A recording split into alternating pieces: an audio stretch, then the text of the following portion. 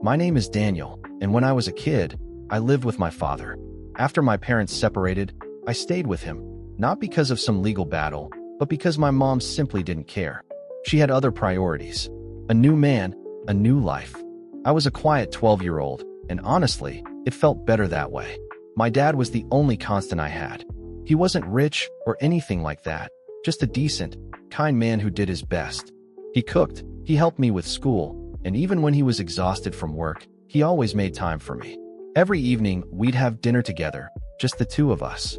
No big talks, no deep conversations, but I always knew I mattered to him. That was enough. Sometimes I'd ask about my mom. He never said anything bad about her. He just told me that adults make mistakes, but it wasn't my fault. I think he wanted to protect me, even from the truth. As the months went by, I started to notice little things. He coughed a lot more. He'd sit down after walking up the stairs. I caught him once, in the kitchen, leaning over the sink like he couldn't catch his breath. When I asked what was wrong, he brushed it off with a smile and said, "Just tired, buddy." But he was getting thinner, slower. I didn't want to admit it, but something was wrong. Then, one morning, I woke up to silence. Usually by that time, I'd hear the kettle boiling or smell toast. But that day, the house was too quiet. I went to his room. He was still, peaceful. His eyes were closed. I didn't scream. I didn't cry. I just stood there. I sat next to him and held his hand until the paramedics arrived. I was 12 years old, and I had just lost the only person who ever truly cared about me. The funeral was small. A few co-workers, one neighbor, my grandmother. No sign of my mother. After the service, a lawyer approached me. He handed me a folder with my father's will. I didn't understand everything, but there was one sentence I read over and over again. "I leave my house and all my belongings to my son. He deserves a home." That sentence stayed with me. I didn't realize at the time how much it would mean, or how much I would have to fight to protect it. Because 1 week later, she showed up. My mother, smiling like she hadn't missed a beat, holding the hand of a man I'd never seen before. Behind them were 2 little kids, her new family. And the first thing she said, "We'll need to move a few things around." I stood frozen as she walked into the living room like she owned it. She barely looked at me. Then she said it. "You'll stay with Grandma for a while, all right? It's just temporary. We need the space." She had no right. But she didn't ask. She didn't care what my father wanted. She was already taking over, like none of it mattered. Like he didn't matter. And just like that, I was being packed up and sent away, like I was the guest. She said it would be temporary. Just a couple of weeks until they settled in. But deep down, I knew that was a lie. My grandmother on my dad's side was the one who took me in. She and my grandfather lived in a small house outside the city. They were kind, loving, but they were also old, tired. I could see it in their eyes. They were doing their best, but they weren't supposed to be raising a child again. And I wasn't supposed to be there. My home was gone. Not sold. Not burned. Just taken. Like it didn't belong to me. Like I didn't matter. I asked Grandma why my mom could just move in when the house was left to me. She looked uncomfortable. I remember her sighing and saying, "She's your mother." It's complicated. But it didn't feel complicated. It felt like theft. At first, I tried to believe that maybe it really was just for a while. I hoped that maybe she'd come to her senses, understand that what she was doing was wrong, that my father's wishes should mean something. But then, months passed. I'd occasionally visit with my grandmother to pick up some of my things. And every time, I'd see something different. The walls were repainted, my dad's old armchair was gone. Pictures of her new family lined the shelves. My room, the one my father helped me decorate, was now a nursery. My name was erased from the house, slowly and quietly, like I'd never lived there at all. She never once apologized. Never once said, "This is still your home." The worst part was how normal she acted. Like nothing had happened. Like taking the house was just a practical decision. She'd say things like, "This is better for everyone." Or, "You're happy with Grandma, right?" I wanted to scream, but I didn't. Instead, I stayed quiet. I watched. I listened. I paid attention to every detail. Because even though I was just a kid, I understood something very clearly. One day, I would come back. One day, I would take back what was mine. And I wasn't going to ask for it. I was going to earn it. The years that followed were hard. Not because I lacked love, my grandparents gave me all they could, but because I carried that injustice with me every single day. It sat in my chest like a heavy stone. I started working early. Part-time jobs, saving money. I read books on law and inheritance.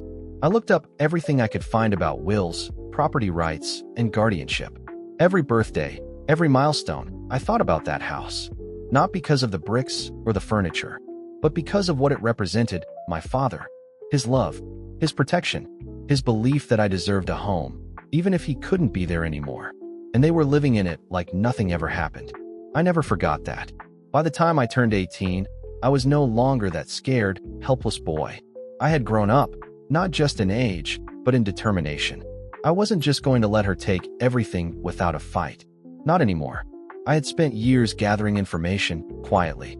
I wasn't sure what would happen, but I knew it had to happen. The day I turned 18, I took a long walk down the street to the house. My house. It was still the same from the outside, but inside, it felt foreign. It wasn't mine anymore. It belonged to someone else now. I stood in front of the door, staring at it. The memories came rushing back: my dad's laugh, his comforting words, the smell of his cooking filling the kitchen. All of that was gone now, replaced by a new family, new routines, and new rules. But I wasn't backing down. I went straight to a lawyer. I told him everything. I showed him my father's will. And when he asked me if I was sure I wanted to go through with this, I didn't hesitate. Yes, I said. I want what's mine. The lawyer gave me a skeptical look. He knew it wasn't going to be easy. I didn't care. I was ready. Weeks passed, and nothing changed at first. I started filing paperwork, sending letters, contacting officials. But each time I tried to reach her, she either ignored me or fed me lies. She'd say things like, "Your dad didn't leave that house to you. He wasn't of sound mind when he wrote that." She'd talk to me like I was a child, like she still had power over me. But I wasn't a child anymore. Then, I got a call from the lawyer.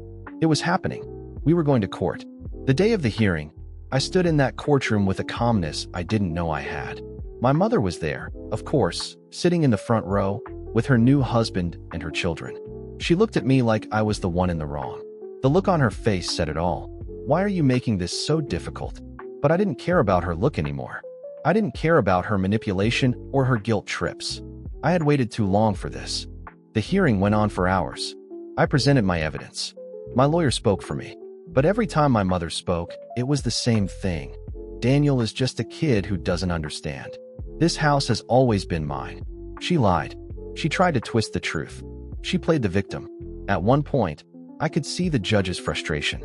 He was tired of hearing the same excuses. Finally, he turned to my mother and said, "If this house is indeed Daniel's, then you will need to vacate it. The law is clear." Her face turned pale. But she wasn't done yet. She wasn't giving up without a fight. The court ruling was in my favor, but that didn't mean anything was over. My mother wasn't going to leave quietly. If anything, the real battle was just beginning. It started the day after the court session, when I went to the house with the paperwork in hand. I expected it to be a simple process. I'd show up, she'd pack, and that would be that. But she wasn't ready to give up the house just like that. I knocked on the door. When she opened it, I could see her eyes, swollen from crying, but still defiant. Behind her, I could hear the sound of her new family moving around, the kids playing in the next room, probably unaware of what was about to happen. "I'm not leaving," she said before I could even speak. The words were harsh, cold. I wasn't surprised, but it hurt. Still, I stood my ground. "This is my house, Mom." The judge ruled in my favor. "You need to leave." She slammed the door in my face. I wasn't prepared for how much that stung. After everything, after all these years, she still didn't see me. She didn't see what was rightfully mine. I wasn't sure what to do. Should I call the police? Should I just give up? But I knew there was no turning back now. I called my lawyer, and soon, the police were on their way. When the officers arrived, they explained the situation to her. She didn't care. She was fighting for what she thought was hers. She said everything to avoid facing the truth. "I've been living here for years. It's my home. My family's home. Daniel has no right." Her new husband stood behind her, and I could see the tension in his eyes. He wasn't a bad guy, but he didn't understand either. He hadn't seen the life my father and I had built in that house. The police officer turned to me and said, "If she doesn't leave voluntarily, we'll have to escort her out." That was it. It was happening. My mother cried. She begged. She dropped to her knees, her voice breaking. "Please don't do this, Daniel. Please." The tears in her eyes weren't just from losing the house. They were from the guilt, the fear. She knew she had pushed me too far, but she wasn't ready to admit it. Her new kids were crying, not understanding why their mother was on the floor. I could barely look at them. I didn't want to hurt them. They weren't part of this. But this wasn't about them. This was about me. About my father's memory. About my right to stand in the place where I belonged. I looked at her one last time, feeling nothing but exhaustion. "I'm sorry, Mom," I said, and I walked past her into the house. For the first time in years, I stood in my father's living room again. It was my home now. It felt different, emptier in a way, but it also felt like a victory. I had fought for this, and I had won. It took some time, but eventually she left. She moved out, and my father's house was mine again. I didn't celebrate. There was no big, "I told you so" moment. I just sat down in the chair my dad used to sit in, feeling the weight of everything that had happened. It wasn't just about a house. It wasn't about winning. It was about taking back control of my life, about honoring my father's memory, and about proving to myself that I wasn't going to let anyone take what was rightfully mine ever again. I learned a lot through all of this. About strength, about resilience, about the harsh realities of family, love, and betrayal. But most importantly, I learned that sometimes the hardest battles are the ones we fight for ourselves.